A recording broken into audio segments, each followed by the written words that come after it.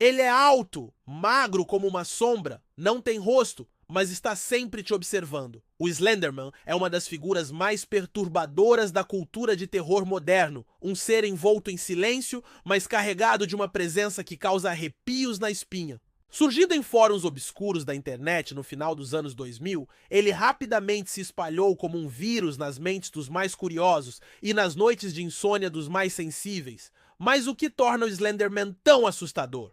Seria sua aparência inumana? Sua habilidade de aparecer entre árvores ou atrás de portas? Ou o fato de que, mesmo sabendo que ele é apenas uma lenda, milhares de pessoas juram ter sentido sua presença? Neste vídeo, vamos mergulhar fundo na origem, nos casos reais, nas teorias psicológicas e nas histórias mais bizarras envolvendo essa entidade? Prepare-se, porque a partir de agora, você não estará mais sozinho. A história do Slenderman começa em 2009, quando um usuário chamado Eric Knudsen, sob o pseudônimo Victor Surge, postou 2 imagens manipuladas em um fórum chamado Something Awful. As fotos mostravam crianças em preto e branco, com uma figura alta, sem rosto, e vestida de terno ao fundo.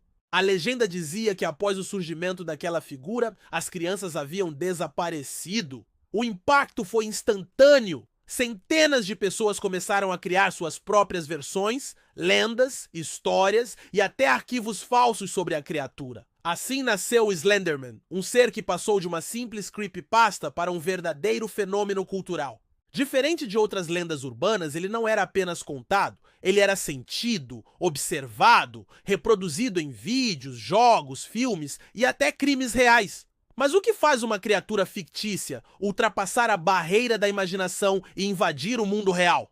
Slenderman é descrito como uma entidade humanoide com braços extremamente longos e tentáculos que saem das costas. Ele se esconde em florestas, se aproxima de crianças e adolescentes e parece influenciar suas mentes, levando alguns à loucura. Em muitos relatos fictícios, ele é visto minutos antes do desaparecimento de uma criança. Mas há algo ainda mais perturbador: os sintomas que ele causa.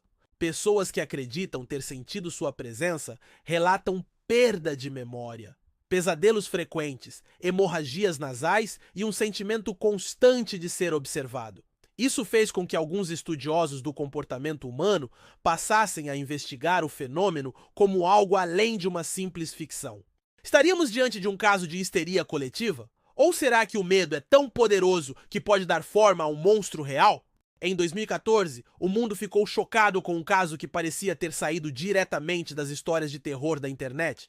2 garotas de 12 anos, em Waukesha, Wisconsin, Estados Unidos, atraíram uma amiga para a floresta e a esfaquearam 19 vezes. O motivo? Elas disseram que precisavam fazer um sacrifício para agradar o Slenderman. O caso se espalhou pelo mundo e colocou o nome da criatura nos principais jornais internacionais. O que era uma ficção digital se tornou argumento para debates sobre a influência da internet na mente de crianças e adolescentes. As garotas alegavam que acreditavam que, se não fizessem o que o Slenderman mandava, ele viria atrás delas e de suas famílias. O caso levantou uma pergunta inquietante: e se o Slenderman for mais do que uma invenção? E se, de alguma forma, ele tiver encontrado uma forma de existir na mente das pessoas?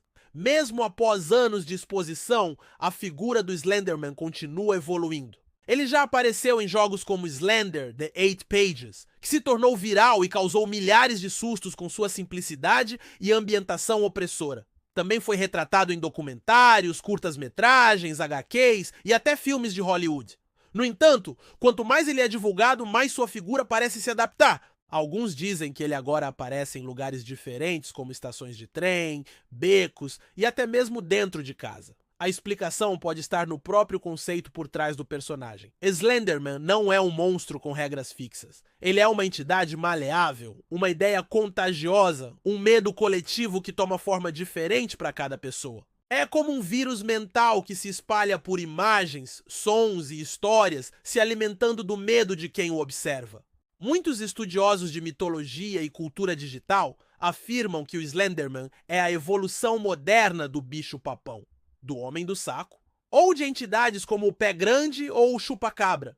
Ele representa o medo do desconhecido, daquilo que nos observa nas sombras, mas que não conseguimos enfrentar diretamente. Mas diferente das lendas antigas, que passavam de geração em geração oralmente, o Slenderman nasceu e se fortaleceu na internet. O ambiente perfeito para um mito mutante. Ele não precisa de provas físicas para existir. Basta uma imagem fora de contexto, um vídeo com interferência ou um som estranho captado à noite para que a ideia dele volte a nos perseguir.